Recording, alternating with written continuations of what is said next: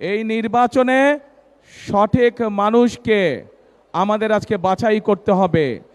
যেই মানুষের ভিত্তি, যেই মানুষের জন্ম, যেই মানুষের বেড়ে ওঠা এই ঢাকা ৮ এলাকার মানুষের সাথে, এই রকম ব্যক্তিকে আমাদের নির্বাচিত করতে হবে।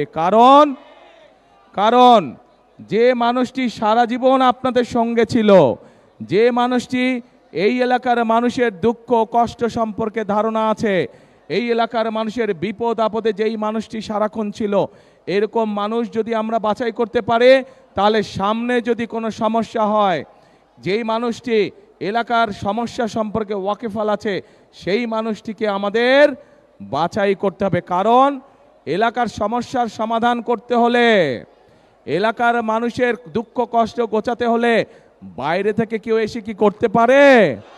করতে পারে না। ঘরের মানুষকে তো কে চিনে? ঘরের মানুষই চিনে, তাই না? বাইরের মানুষ কখনো ঘরের মানুষকে চেনে না।